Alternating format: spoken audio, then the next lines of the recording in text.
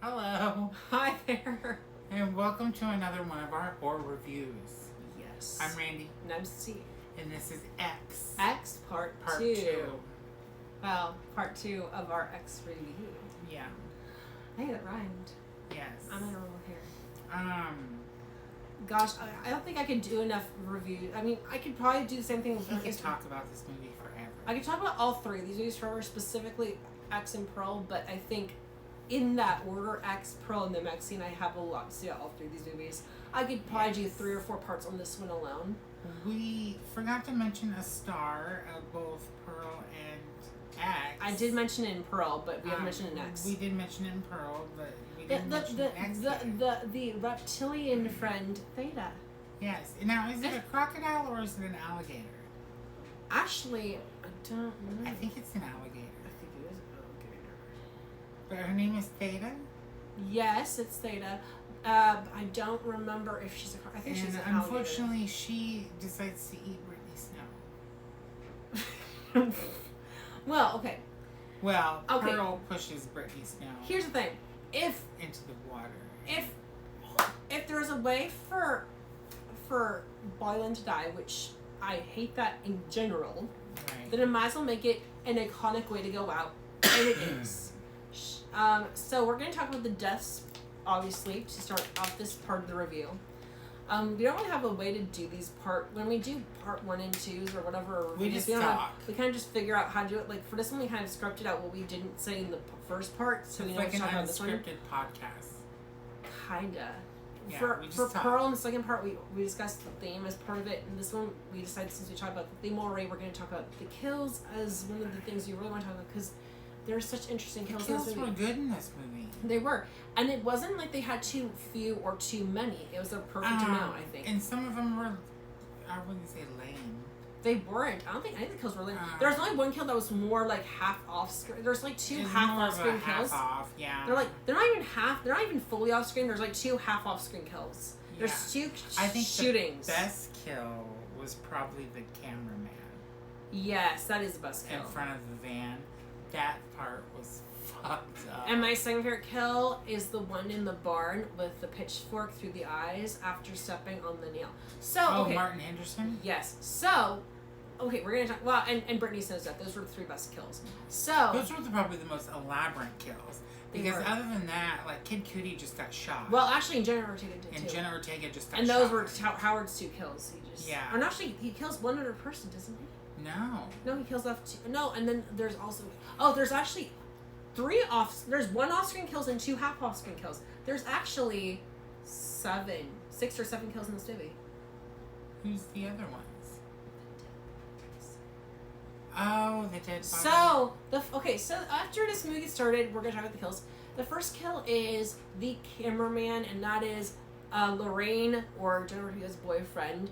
I think his name's RJ. So he's basically, the whole thing, this movie, he's filming this dirty movie, and Lorraine is going to be, like, the one who, like, sometimes shoots it or fills with the lighting or whatever, does something. She's like a technical kind of support thing for him.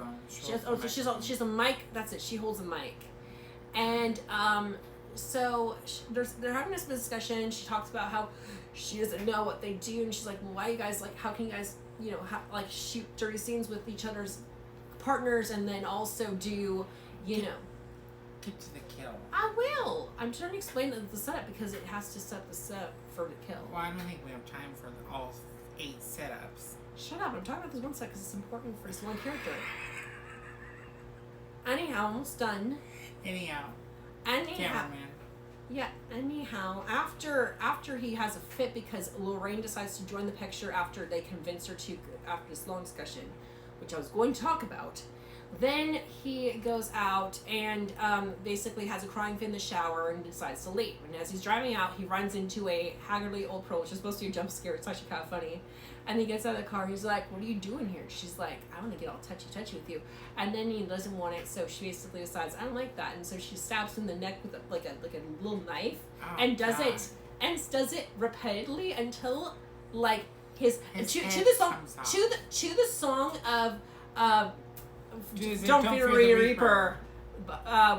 which is amazing, by the Oysters, and like he's getting decapitated to something. She stabs over and over, and the blood splashes up on the headlights of the car, so it makes the scene all red and beautiful. Yes. And I thought that was actually just epic, and it's the best kill in the movie. And then the next kill is Jenna Ortega. She gets captured and she sees this dead body in the cellar, and it's just this off-screen kill, this dead guy's body there, I believe. Yeah. I think it's the second kill.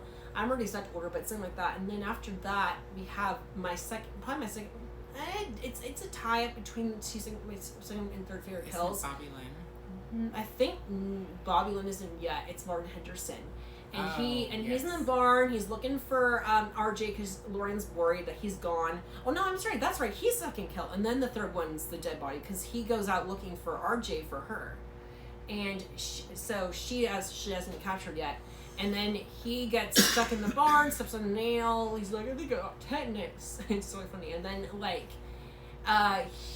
he's looking through this little peephole thing, that's a little hole in the wood, like one of those like real wood rot things in the barn, and there's like two of them or whatever, or there's like one or two of them, and then she takes the pitchfork and shoves it through, and it pierces his eyes and yanks it out, and like his eyeballs come flying out. It's beautiful.